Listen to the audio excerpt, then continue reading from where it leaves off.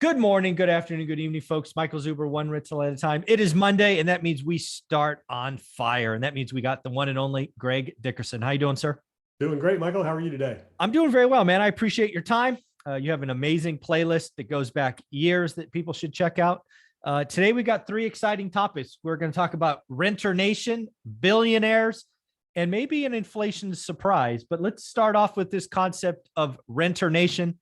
It's something I think we have touched on once or twice before, but given where rates are, given where affordability is, given that we consistently hear about Wall Street still buying single family homes in large numbers, I thought you and I should talk about it again. So where do you come down on this renter nation idea?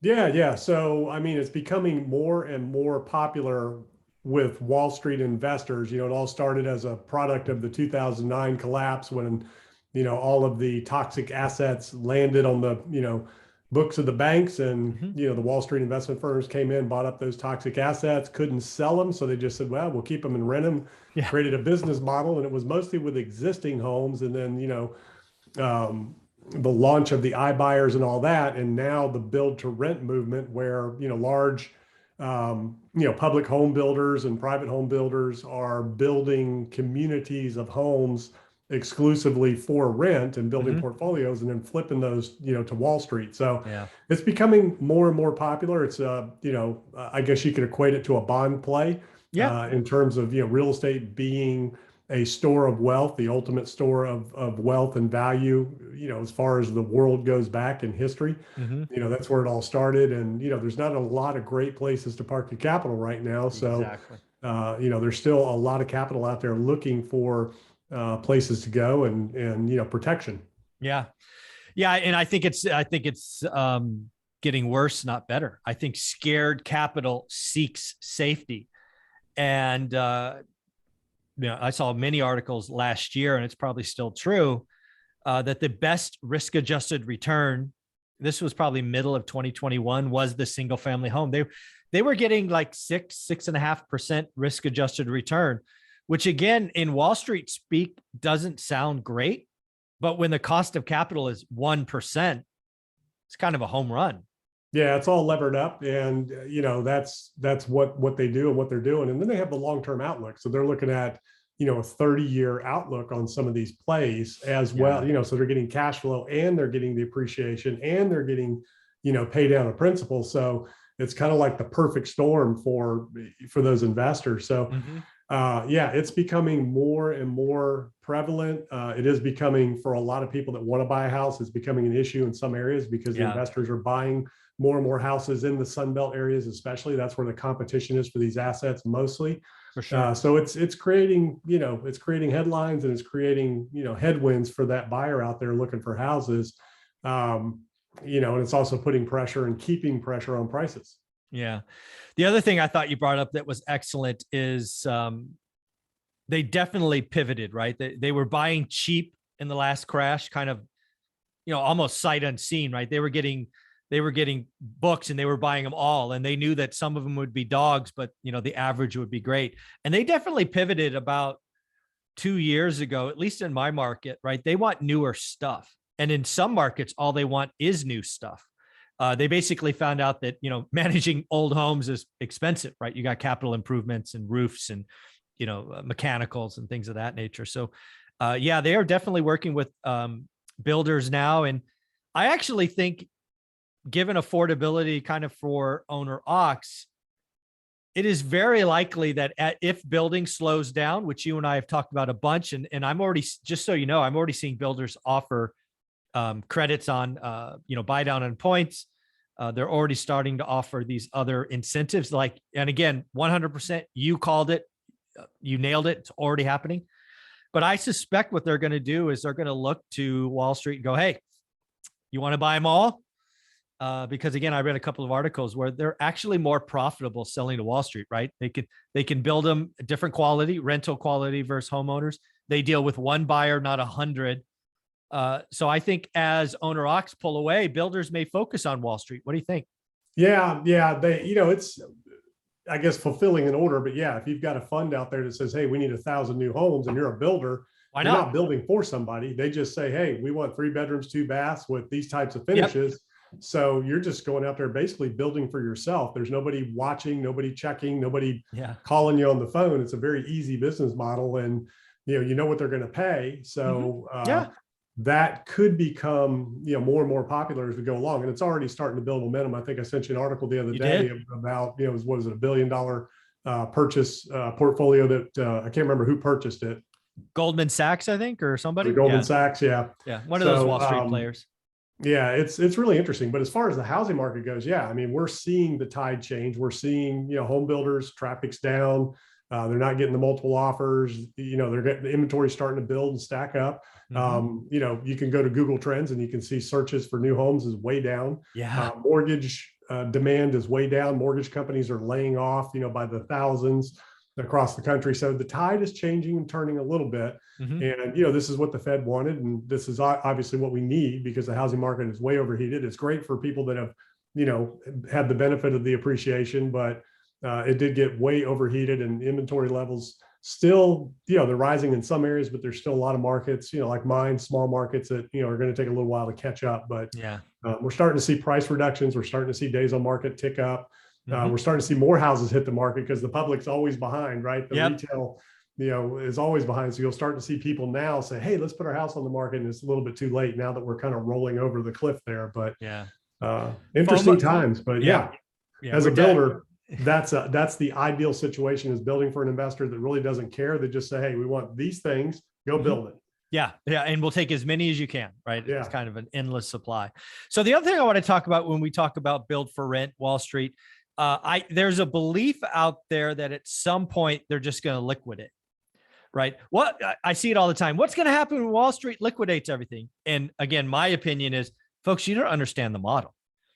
These things were bought. They were put into a fund or some kind of vehicle. It's got a 30-year run. Wall Street's already got their money out, right? They come in with debt, then they put it in this big Uber thing, and then they finance it via investors. They're just going to run this thing till it's over. I don't see a mass liquidation of Wall Street, and certainly not if prices fall. That's the thing I hear. Prices are going to come down. It's going to force Wall Street to sell. I'm like, guys, that's not how cash flow works.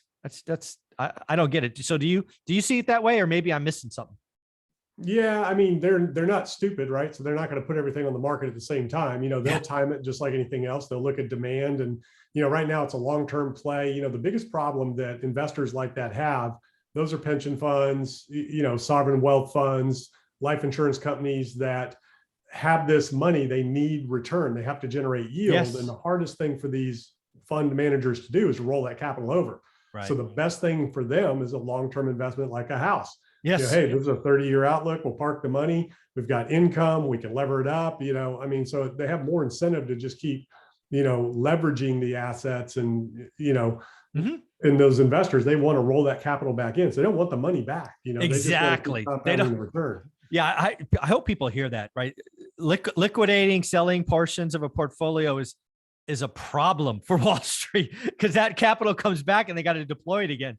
They'd much rather leave that in the parked asset, because again, they're not looking for 12, 18, 20%. They're looking for 6.25, 6.5. And, if appreciation happens over the years, that's great. And to be clear, we're talking about, the United States market. This isn't necessarily a thing everywhere. This is becoming more and more popular in the United States. And there's still a very small player in, rental property ownership. The private investor like you, like me, own the bulk of the rental houses in this country.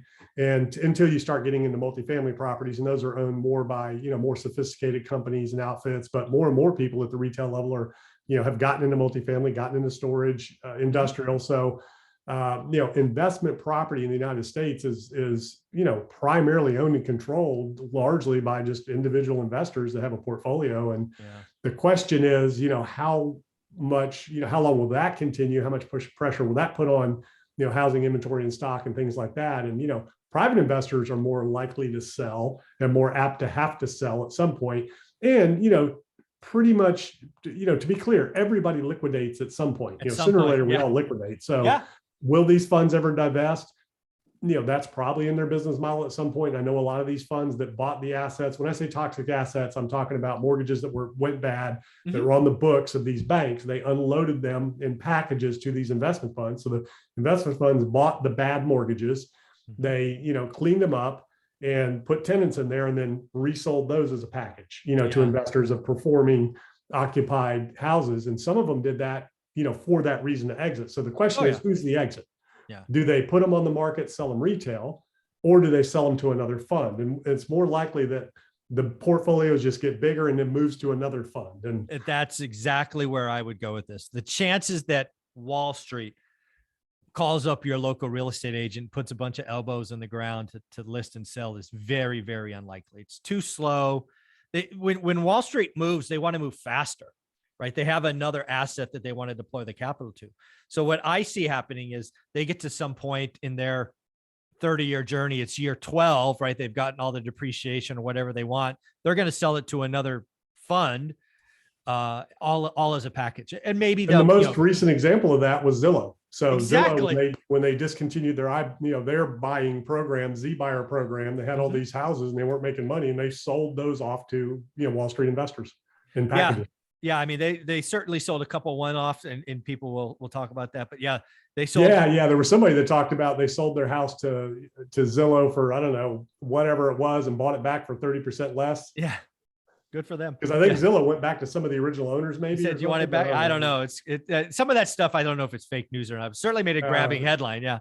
But again, Zillow sold 2,000 to one fund. Just they basically picked houses in what states they wanted and bought 2,000 just like that. So yeah. Again, I think the whole idea of Renter Nation kind of picked up. The other thing I want to say about Wall Street is the size, right? Even with all the growth in the buying of new homes, they're still less than 1% of the market, right? Less than 1%. And oh, by the way, they are filling a need. Now, I know it's very painful for home buyers, especially in the Sun Belt where they are very dominant. But you know what?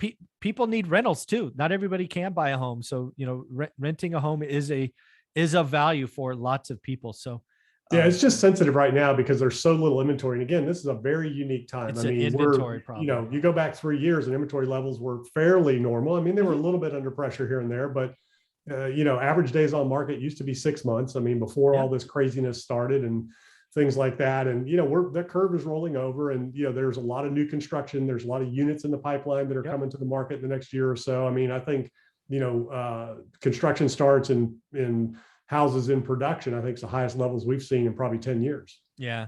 Just about that inventory side. Again, I've been looking at my market for 20 years. I actually went back and dug up some 2018 numbers. So again, my market 190 days ago, 463, let's say 500.